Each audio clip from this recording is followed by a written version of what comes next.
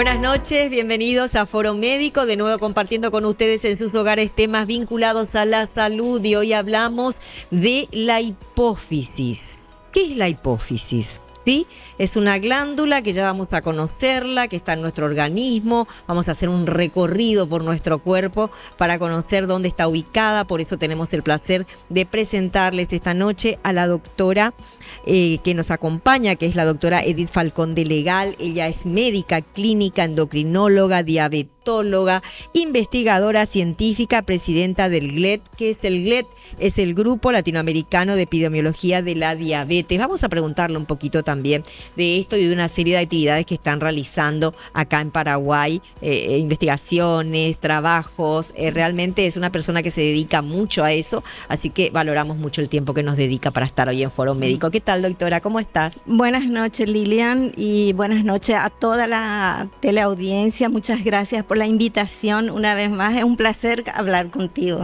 Y bueno, vamos a hablar de un tema. A mí me resultó un poco extraño cuando dije hipófisis y me puse a buscar dónde está la hipófisis, qué función cumple, pero dije, bueno, la doctora Edith nos va a explicar correctamente de qué se trata, en forma didáctica, sencilla, para que la gente la conozca y sepa lo importante que es. Bueno, la idea es tratar de hacer que las personas que están viéndonos, tu público, es que me entienda. Más o menos, voy a tratar de no ser tan técnica para que entiendan.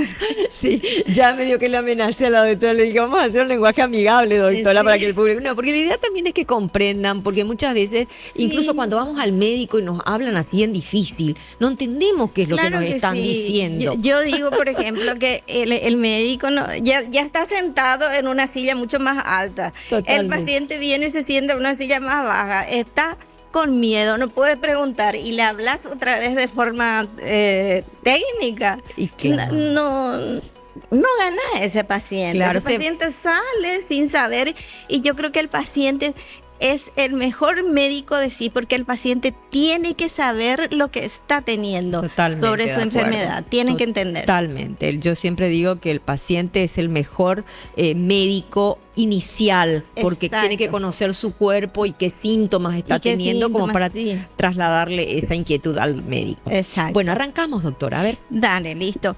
¿Qué es la hipófisis? La hipófisis es una glándula de tamaño de una arveja y está ubicado en la base del cráneo, en una depresión ósea, aquí entre los esfenoides y más o menos en esta región. Se llama, el lugar donde está se llama silla turca. ¿Por qué hace silla turca? Porque es una referencia de la silla de montar de los que usaban tradicionalmente en Turquía sobre los caballos. Entonces tiene esa formita en el hueso. Mira, por eso que tiene, y entonces viene en ese tipo un nicho, y ahí está asentada la glándula. Ajá. Y esa glándula hipófisis, en realidad yo le llamo la glándula maestra, la glándula, ¿cómo es que te voy a decir? El director de la orquesta. Porque si alguna cosa funciona mal allí, no solamente se desequilibra todas las glándulas que se secretan en para todos los lugares. Uh-huh. Entonces, por eso que yo digo la glándula, el director de orquesta, porque es tipo una sinfonía, tiene que estar todo en equilibrio. Ajá. O sea, ella es la que maneja todo. Ella es la que maneja todo. Ajá. Entonces, cualquier cosita y se desequilibra todo. Entonces, esta hipófisis, ella, no sé si me están acompañando. Claro, totalmente, yo te entiendo. Si yo te entiendo, la gente te entiende. Bueno, entonces esta glándula está dividida en dos. Uh-huh. Una que es la parte anterior, que es la adenohipófisis, y otra que es la posterior, que es la neurohipófisis. Uh-huh. Entonces, en la adenohipófisis, ellos, o sea, que en esa región está la hormona de crecimiento, que es muy importante para los niños. Y sí, para todos. Para todos. La hormona de crecimiento, la hormona LH, luteinizante, FSH, folículo estimulante, que va a actuar en los ovarios, la corticotropina, que va a actuar sobre la suprarrenal, la hormona tirotrópica, que es la que va a actuar sobre las glándulas tiroides para producción T3 y T4. Ya. Entonces, es por ahí. Y la prolactina, como te había dicho. O sea, que maneja todas las hormonas. Maneja toda esa liberación de hormonas. Sí, esa liberación. O sea, que ellos liberan o comandan otra vez en los órganos, en los distintos órganos. Ah, mira, qué interesante, qué importante es la función. Es importante. Es el tamaño de una arveja. De una arveja, dicen que es. Sí. Imagínate. Y bueno, y ahí atrás, que es la neurohipófisis, está la hormona antidiurética, o sea, que es la que retiene el líquido en el riñón. Y está la parte de oxitocina, que actúa para la hora del parto. Y la oxitocina también es conocida porque es un neurotransmisor, sí, que está allá en el tálamo. Sí. Se hace ahí, por decirlo así, en el hipotálamo, y se almacena en la hipófisis. O sea que si de repente no tenemos suficiente oxitocina, es porque hay una falla ahí. Hace una falla. Yo siempre digo que en la parte hormonal nosotros tenemos la parte de, qué sé yo, Dios, arcángeles, ángeles y serafines, alguna cosa así, en ese estado. Porque el medio ambiente actúa sobre nosotros. Totalmente. Y cada vez más. Y cada vez más actúa sobre nosotros, porque está el tálamo, el hipotálamo, hipófisis, y de la hipófisis va a todas las glándulas, por ejemplo, las tiroides, los ovarios, la suprarrenal y las mamas, como había dicho. Y somos seres hormonales, ¿no? Todo. Puramente. Sí. Hombres, mujeres, somos seres hormonales, y las hormonas están presentes en cada etapa de la vida. Y ahora pasándonos la factura muchas veces. Sí. Cayó el micrófono. Sucede. La mejor familia. Sí. No, y te estaba diciendo que tiene mucho que ver también el factor ambiental, porque todo lo que nosotros respiramos y todo lo que se va afecta esa parte en esa región. Quiere decir que podríamos estar más afectados ahora con el cambio climático y con todo lo que estamos viviendo. Por supuesto que sí. Afecta totalmente. Eso sí es científicamente comprobado.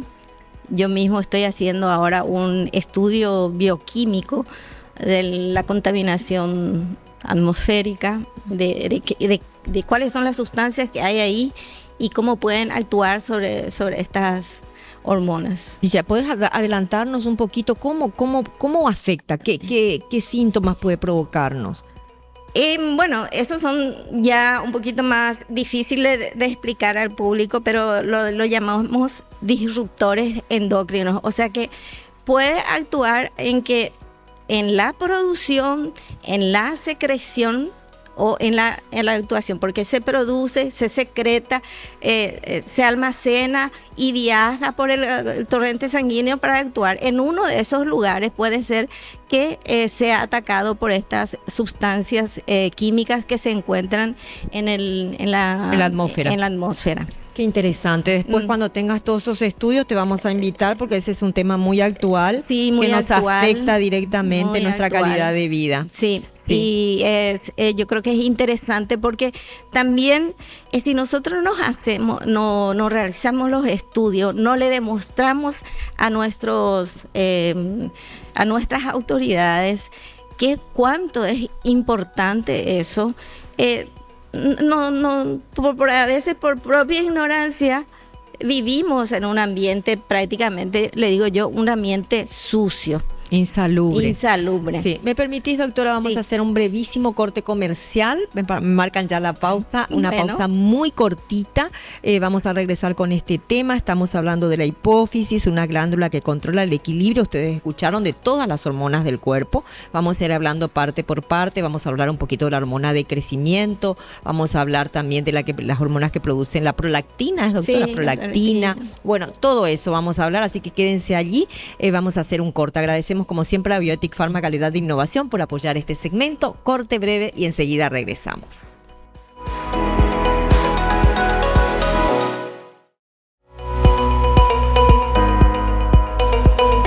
Regresamos con el segundo bloque de Foro Médico y hablando de hipófisis, estamos conociendo a esta glándula que cumple muchísimas funciones, por cierto, sumamente importantes en nuestro organismo. Nos acompaña la doctora Edith Falcón Legal, ella es médica clínica, endocrinóloga, diabetóloga e investigadora científica. Bueno, vamos a continuar hablando ahora de, decíamos cuán importantes son las funciones que cumple, Sí. pero también es importante saber qué significa, por ejemplo, un adenoma de hipófisis, digo Sí, bien, sí. porque esa es la enfermedad o el trastorno que sí. se detecta en muchas personas. En muchas personas, o sea que... ¿Qué quiere decir adenoma? Adenoma es una tumoración benigna que aparece en la hipófisis. Generalmente son hallados casuales, pero no es tan incomún.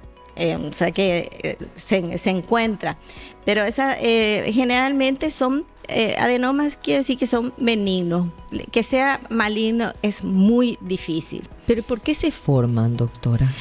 Eso todavía está en estudio. No sabemos todavía cuáles son las causas específicas en sí del por qué se forman. En una de esas entenderíamos que serían esos productos que estamos hablando, que estuvimos hablando. El ambiente. Del ambiente. Es lo que consumimos. Hay algunos que son de origen genético, pero es muy difícil. Pero generalmente son los adenomas que son tumoración benigna que aparecen en la hipófisis, y dependiendo de cuál de ellos de las hormonas que son secretadas ahí, ellos pueden actuar de forma diferente. Vamos a suponer que los adenomas, bajando un poquitito de ser más fácil.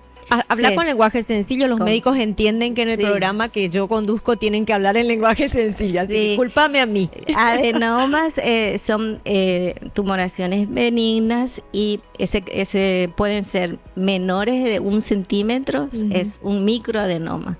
Mayores de 1 centímetro ya son macroadenomas. Ellos pueden ser secretores o no secretores.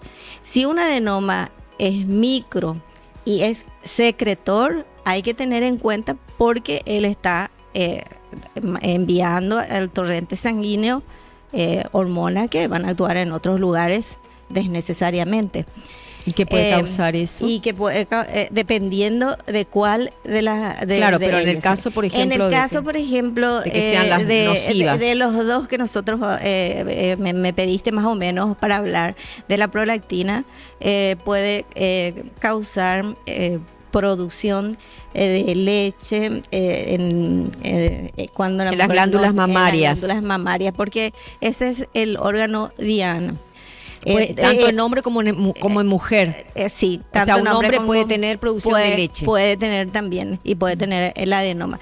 La prolactina, hablando ya de la prolactina, que viene del latín leche, en realidad su función es que cuando la mujer está embarazada, estimule las glándulas mamarias y se forme la leche, claro, para el niño.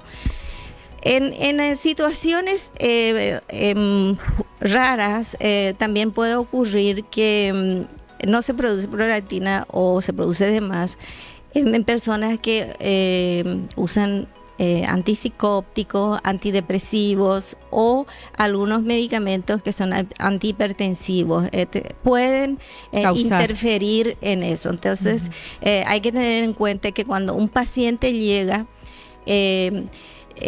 porque ya viene con un hallado casual que le hicieron una tomografía y le encontraron, ya viene todo asustado el paciente, nosotros tenemos que preguntarle primero si él está tomando algún medicamento, no está tomando medicamentos. Descartar o no. eso. Descartar eso.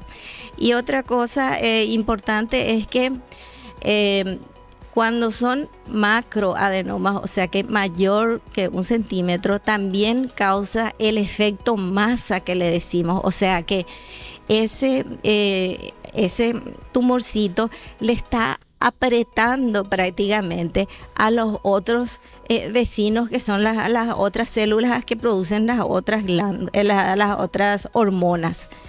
Por ejemplo, qué sé yo, la hormona de crecimiento, la hormona obstaculiza prolactina, el desarrollo sí, del proceso. Comienzan a desequilibrarse, por decirte así. Entonces, eso es importante saber. Y con relación al cuando es macroadenoma, puede hacer el efecto masa, o sea, aprieta una región que está ahí. Nosotros tenemos arterias, venas en esa región, entonces la persona puede tener como síntomas dolores de cabeza, que son prácticamente aquí frontal. No es dolores intensos. Pueden ser intensos, pueden ser un dolor que no pasa, analgésicos comunes, puede tener la visión borrosa, porque el tumor puede ser que esté apretando lo que nosotros le llamamos quiasma óptico, o sea que atrás de esa región del glóbulo ocular. Sí, está los nervios oculares, y entonces ahí puede estar interfiriendo, entonces la persona tiene una visión medio borrosa. Ajá, o sea, y en ese caso, ¿es bueno consultar a un endocrinólogo o a un oftalmólogo? Porque fíjate que ahí se puede confundir los síntomas y la gente como que se puede decir, ¿a quién consulto? ¿Qué hago en ese caso? Generalmente la cuestión es que el paciente no está familiarizado con esto, entonces es el clínico el primero que recibe este paciente. Claro. Ahora, si un paciente es bien entendido y está diciendo, bueno, yo probablemente tengo esto, tengo aquello, entonces se va al endocrinólogo. Pero quien nos deriva generalmente son los clínicos y los médicos de familia, que cuando vienen estos pacientes y le dicen que están teniendo esos problemas, ya le hace el pedido de por ejemplo, la prolactina, en el caso de la prolactina que estamos hablando, y ya le hace también imágenes. Por ecografía o por tomografía o resonancia magnética. Tomografía o resonancia magnética. En la tomografía ya se puede visualizar que hay un problema. Sí, tiene que ser en cuestiones de tomografía, tiene que ser una tomografía bien hecha. ¿Con contraste? Con y sin contraste. Pero bien, los estudios tienen que ser estudiados así muy... como decirte, con cortes finos, porque es chico, menor de 1 centímetro, y a veces en un microadenoma pasa desapercibido si el profesional no está, el profesional de imágenes también no hace bien y hace los cortes en 5 centímetros. Puede pasar de largo. Y resulta ser que nosotros, los endocrinólogos, nos damos cuenta por el paciente que está teniendo, entonces vamos a tener que repetir. Y yo, por ejemplo, cuando voy a solicitar, ya solicito con cortes finos. Y si se tiene que hacer resonancia magnética, es mejor prácticamente, porque te demuestra, ya es imágenes de mejor calidad, de verdad. Pero tenés que tener en cuenta también el costo. Totalmente. Doctora, vamos a otro corte comercial, corte finísimo también. breve, finísimo, así como que usted pide en las tomografías y en los estudios de imagen para detectar este trastorno, este problema, esta afección. No quiero decir enfermedad, porque es un trastorno que se cura. Sí, claro que sí. O sea que, en primer lugar, generalmente son hallados... un hallado casual, pero que causa muchos problemas sin que el paciente pueda percatarse también. Cuando es secretor o cuando está haciendo un efecto masa, generalmente nosotros si no hace efectos, síntomas, entonces uno se queda expectante mirando qué es lo que está ocurriendo. A ver su evolución. Bueno, una pausa brevísima. Con cortes finos. Con cortes finos, como dice la doctora, y enseguida regresamos aquí en Foro Médico. Quédate allí.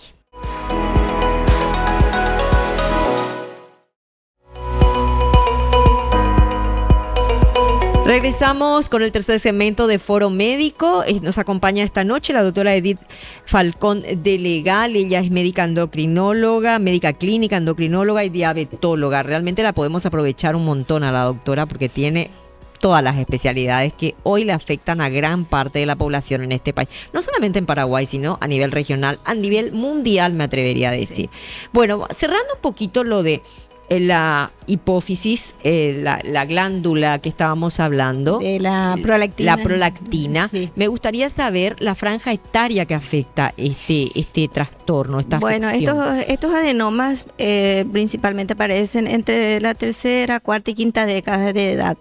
30, 40, 50. Sí, aparece en esa etapa, es más común, hasta 8% de la población. Pero también está el infanto juvenil, pero no se conoce muy bien la prevalencia. No se conoce. ¿A nivel mundial? A nivel mundial. Hay estudios, ¿verdad? Pero no están, no es como en los adultos. Todavía falta estudiar más para saber bien sobre el asunto. Otra hormona que secreta esta glándula es la de crecimiento. Sí, la otra, la hormona de crecimiento que actúa en el metabolismo para el crecimiento a partir en los niños. El crecimiento lineal. Eso es más endocrino pediatra, pero vea. ¿Lineal hablamos de talla? Sí, de altura. Ajá. Entonces, a partir de los 3 años tienen que verificar cómo está creciendo el niño, si está en su percentilo. ¿Eso lo deriva el pediatra al endocrinólogo si es que encuentra alguna alteración? Sí, lo deriva porque es un trastorno de crecimiento. Por ejemplo, ellos ven, eso ya también es otro apartado, por decirlo así, porque ya es crecimiento.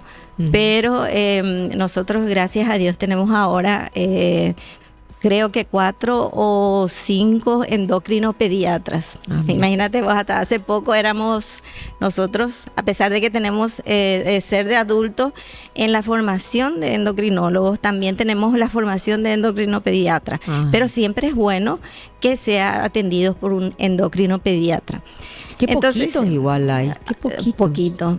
Lo que pasa es que es una especialidad muy cara, eso es lo que quiero decirte. Nosotros hacemos 6 años de universidad y después hacemos 5 años de endocrinología. Claro. Es mucho tiempo. Sí. Y otra cosa también es una especialidad que es muy fina, es muy delicada y vos tenés que hacer los pedidos, tenés que tener en cuenta los laboratorios también, los reactivos que se utilizan. Es costoso en todos los sentidos. Porque tampoco el médico, siempre en su especialización o capacitación no puede trabajar en otra cosa y estudiar al mismo tiempo. Es imposible. Es imposible. Exacto. Entonces tenés que tener en cuenta ese tipo de cosas, de que muchas cosas, y también en nuestro país también no se hacen, pero no es cualquier laboratorio que hace, porque hay que tener en cuenta los reactivos que se usan, como te digo. Pero los laboratorios de Paraguay están preparados para ese tipo de estudios. Hay algunos laboratorios que sí están bien preparados. No todos, pero sí bien preparados y hacen un trabajo maravilloso. Yo soy muy fan de uno de 2 por ahí, que generalmente... Muy poquito, de muy poquito sos muy fan, sos muy exigente, doctora. Sí, porque sabes que yo tengo en cuenta también la cuestión de que la exactitud tiene que ser exacto. Y también, ¿por qué? ¿Qué pasa si no es exacto? Y si no, porque no es algo fino, eso es lo que te digo. Y para los niños aún más. Y para los niños aún más. Y otra cosa también, que tengo que saber si el laboratorio me usa el reactivo correcto, si trajo el reactivo de algún lugar, si perdió la cadena de frío, si no perdió la cadena de frío, todo ese tema. Si abrió ese reactivo y ese reactivo solamente se usa para una persona generalmente, o está usando ese reactivo para varias personas también. Todo eso tengo que tener en cuenta. Y como son caros, yo tengo también que tener en cuenta que mi paciente, no es mi idea hacerle gastar y perder todo lo que tiene. Claro. Yo tengo que pensar también que mi paciente tiene que tener una capacidad para poder pagar, y yo tengo que ser consciente de no hacerle pagar de más cuando yo sé cuáles son las formas de que no gaste mucho. Totalmente, me encanta tu manera, la mirada que tenés hacia, la empatía que tenés hacia, sí, claro, hacia el paciente, lógico. que es fundamental. La humanidad, sobre todo, que tiene que tener cualquier profesional de la salud. Sí, me parece importante. Ahora, eso. doctora, la glándula está de crecimiento, la hormona de crecimiento. La hormona de crecimiento. ¿Cómo afecta? Afecta, me dijiste, solamente a la talla. ¿Tiene cura? No. ¿Tiene tratamiento? Sí, sí. ¿El niño puede revertir eso si es detectado a tiempo? Claro que sí. Bueno, uno de los nombres es la acromegalia, que es acro, que viene del griego acro, que son la parte de extremidades. Entonces, ¿qué es lo que pasa? El niño crece de más. Y entonces de más o menos también, ¿verdad? De más o de menos, pero en la parte de acromegalia estamos hablando, hay una secreción aumentada de la hormona de crecimiento. Entonces, como él se va y actúa en el metabolismo muscular y en el hueso, generalmente estas personas comienzan a aumentar de talla, y hay unas deformidades aquí en la parte inferior de la mandíbula, y principalmente en las extremidades. Pies y manos. Pies y manos. Pies y manos, y son largos, gruesos, y esta parte de la parte inferior de la mandíbula se deforma. Entonces te encontrás con un gigantismo. No sé si alguna vez te acordás de esos jugadores. Sí. Que fueron detectados, mucho tiempo después se les pasó. Pero, por ejemplo, vamos a suponer que cuando aparecen los niños en el crecimiento, el pediatra ya se va a dar cuenta que la velocidad de crecimiento está fuera de rango, o está aumentando de más o está aumentando de menos. En el caso de acromegalia, tiene que darse cuenta que está aumentando mucho. Entonces ahí él ya tiene la capacidad de ver qué es lo que está ocurriendo, y ya puede pensar en eso. Ya. Bueno, y con eso puede evitar que llegue al acromegálico, esas cosas. Entonces la detección precoz es muy importante, claro, tanto que sí, de la hormona, el control de la hormona de crecimiento, sí, para ambos casos, sí, tanto en talla excesivamente alta como la baja, la que no crece, y la que no crece. O sea que tiene mucho que ver la parte del pediatra que está acompañando al niño. Nosotros tenemos, yo veo aquí en la parte de pediatría del Ministerio de Salud y también del IPS, ellos tienen un cuadernito y donde están anotando todo la parte del crecimiento del niño, de cómo está muy bien. Yo creo que en esa parte yo me siento bien, porque veo que está muy bien acompañado, o sea que difícilmente en esta altura del año que estamos, ¿verdad?, que se les va a escapar ese tipo de cosas. A nivel público, decís vos. A nivel público, sí. Ya, que están trabajando bien. Están trabajando bien, porque generalmente a veces me remiten a mi paciente y ya le veo todo el cuadernito, todo el crecimiento, toda la curva de crecimiento. Todo está escrito. Pero es muy importante también que los padres que nos están viendo sepan de todo eso. De hecho, que hoy los pediatras también acostumbran a cuidar mucho el percentil de crecimiento, talla, peso, según la edad. Pero igualmente hay gente que también no tiene el hábito, sobre todo gente que no tiene recursos, de recurrir. Y entonces por ahí de repente alguien puede escuchar y darse cuenta y llevarle la información. Esa es la intención de este tipo de programas. Esa es la intención realmente, Lilian, tocaste un tema importante. Muchas veces los padres no le llevan a sus hijos, creen que están bien, no se enferma luego, o está gordito, o está no sé qué, entonces no se dan cuenta. Pero yo creo que los padres tienen que llevar al control a sus hijos para eso, para evitar algunas enfermedades que sí se pueden ser evitadas. Claro, no solamente en las primeras etapas de la vida, sino que durante toda la infancia. Sí, claro, desde el inicio tiene que tener, los padres tienen que llevarle al pediatra. No solamente cuando está enfermo o está esperando sino para los controles. Sino para los controles. Eso es muy importante. Papá, mamá, hermano, tengan en cuenta eso, porque nosotros podemos prevenir muchas cosas viendo a los niños llegan haciendo esos controles. Bueno, doctora, tengo que hacer otra pausa comercial. Luego, cuando volvamos, me gustaría que me hables puntualmente de los tratamientos, ¿sí? ¿Qué tipo de tratamiento tienen los adenomas? Sí. Farmacológicos, quirúrgicos, eso me lo vas a decir vos. Y hablar un poquito de este encuentro internacional que se va a realizar acá en Paraguay en noviembre nomás, ¿sí? Sí, vamos al corte. Está llegando. Está llegando. Vamos al corte y volvemos enseguida.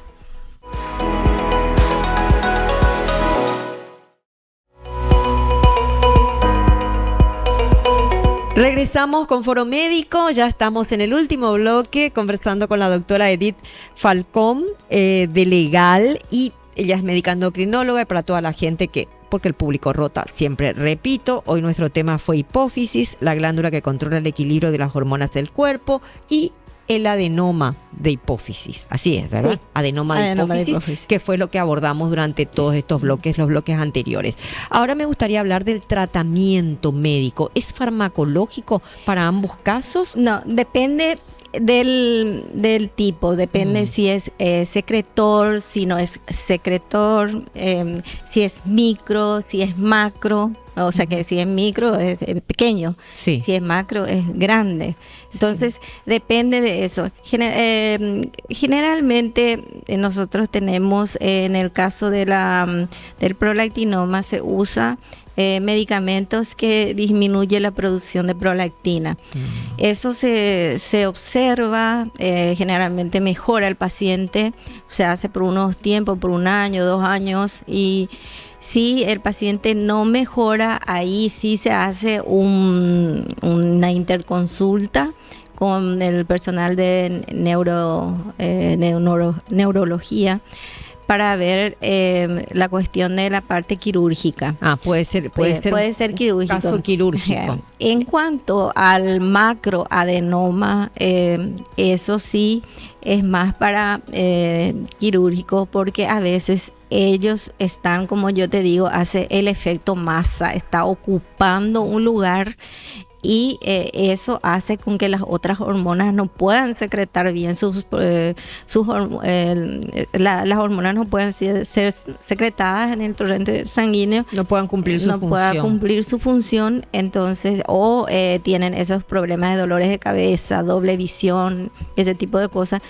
Eso es muy común, doctora. Yo escucho muchísimo de gente que tiene ese problema hoy día. Bueno, entonces eso es también, hay que hacer una interconsulta con el neurocirujano. Oftalmólogo. El oftalmólogo, primero, sí, para descartar. Siempre. El oftalmólogo es una parte que cuando viene nuestro paciente, vemos que medimos la prolactina y tiene una hiperprolactinemia, o sea que la prolactina alta en la sangre, ya nosotros hacemos imágenes y ya pedimos también la consulta con el oftalmólogo para que le haga el campo visual. Ese es un estudio también del oftalmólogo para que sepamos si este adenoma está afectando o no a la parte del quiasma óptico, como le había dicho. Exacto.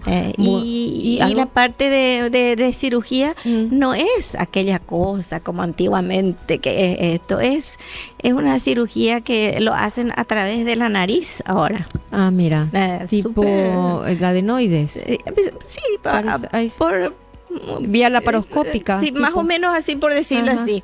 Ya no es que tenga que estar destapando. Claro. Muchas veces los pacientes dicen, tienen miedo. Tengo un tumor en la cabeza, dice. Aparte, si vos decís que está ubicado en la base del cráneo, me dicen a mí que tengo un adenoma en la base del cráneo, y a mí ya me están dando un síntoma, más o menos un dictamen de muerte, digo yo. Sí, se asustan. Es que asusta, doctora. Sí, se asustan, claro, lógico. No, pero es fácil ahora. Es un procedimiento quirúrgico sencillo.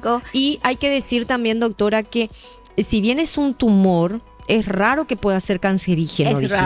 Es raro, muy raro que sea cancerígeno. Eso es... Porque la palabra tumor también provoca... sí, provoca. Porque, horror. Sí. Malestar. Entonces, en realidad es adenoma. Asusta. Es benigno. Generalmente son hallados casuales, están ahí, no sabemos por qué, no crecen, no producen nada y bueno, uno... se va, lo lleva hasta el último día de su vida y no hizo nada. Puede ser que esté ahí y que no se manifieste. Completamente. La mayoría de las veces son así. Y no quiero que se asusten con la cuestión de la cirugía. Lógico que en buenas manos, en buen neurocirujano.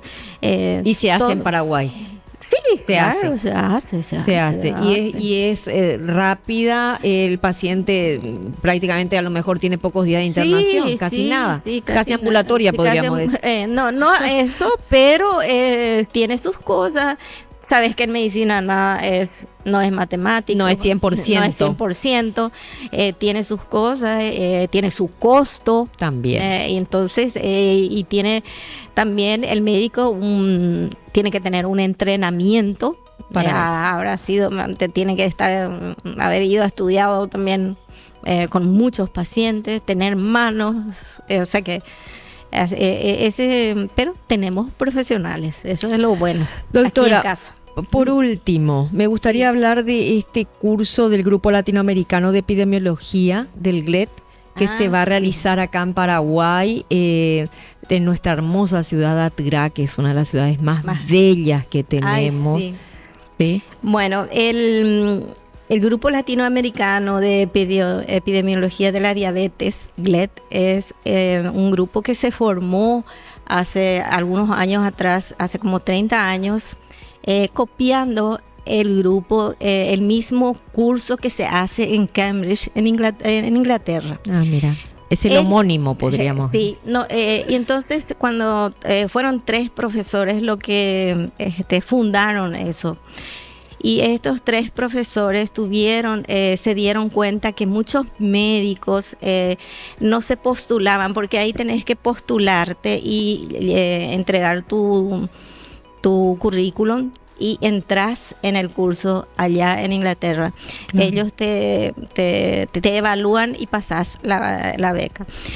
Se dieron cuenta que de América Latina muchos no se iban, entonces por un poco de altruismo de estas personas, ellos comenzaron a estudiar español, hablaron español y entonces se formó este grupo y en cada país latinoamericano se hace caso más o menos lleva entre 2 a 3 años y es el mismo grupo de allá de Cambridge.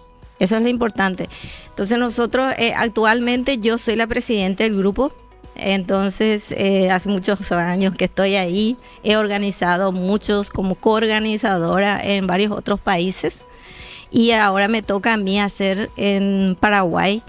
Entonces hemos decidido irnos a Atirá, porque Atirá es una de las ciudades más limpias del Paraguay, hermosa, bella, y ese complejo Marianela es muy lindo. Y los profesores exigen 100% de asistencia. Los médicos se postulan también aquí. Se pasa por el director académico y después, una vez que estos médicos sean aceptados, se forma el grupo y nos vamos y nos internamos en ese lugar. ¿Cuánto tiempo? Y esta vez va a ser a partir del 7 de noviembre, al mediodía salimos de un lugar X. Nosotros esta vez pusimos ahí enfrente del hotel Los Alpes Santa Teresa, va a venir un bus, ahí vamos a encontrarnos todos, vienen varios latinoamericanos para ese curso porque quieren aprovechar. Claro, aprovechan y vienen a Paraguay. Vienen también, a Paraguay. Entonces, vienen, qué sé yo, de Brasil, Argentina. Sí, de Argentina Uruguay. Prácticamente vienen 14, 15 por ahí de Argentina. Vienen de Perú, vienen de Ecuador, vienen de Bolivia. Vienen. Enorme va a ser la cantidad de gente que va a haber. Es multitudinario entonces. Sí, mucha gente y nos vamos a ir en un bus allá. Nos quedamos y tenemos ahí el lugar, el dormitorio, se divide el dormitorio, o sea que un paraguayo se comparte el cuarto con un colombiano, por decirlo así. Entonces, incentiva también para el estudio, para las investigaciones principalmente. O sea, ellos vienen acá para capacitar. Nos enseña, es un taller que nos van a dar. Sobre cómo hacer metodología de la investigación, estadísticas. Todo lo que tiene que guardar relación con investigaciones. Todo lo que tiene que ver, exacto. Todo, y para ver la prevalencia y todo ese tipo de cosas sobre la diabetes principalmente. Ah, mira, qué importante. Eso es importante porque nosotros tenemos que saber hacer los estudios, ¿no es? Y una vez que hacemos los estudios, también tenemos que saber escribir.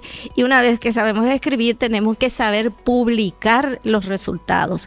Entonces, estos profesores, ¿qué es lo que vienen? Son expertos en eso.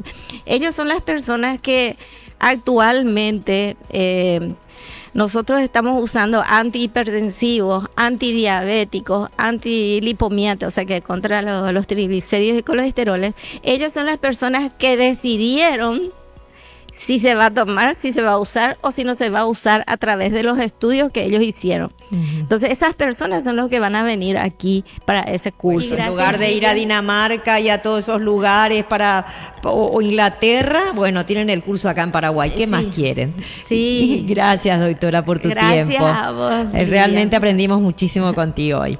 Gracias, Lilian. Bueno, nosotros nos vamos agradeciendo como siempre a Biotic Pharma Calidad de Innovación por apoyar este programa. También agradezco a Emi Cofier y a todas las chicas de su staff por el estilismo para cada programa, a la doctora Lorena González de la Clínica Galema por el tratamiento estético facial y a Natural Slim por la suplementación dietaria. Y ustedes saben, a partir de cierta edad ya hay que empezar a suplementarse siempre con prescripción médica.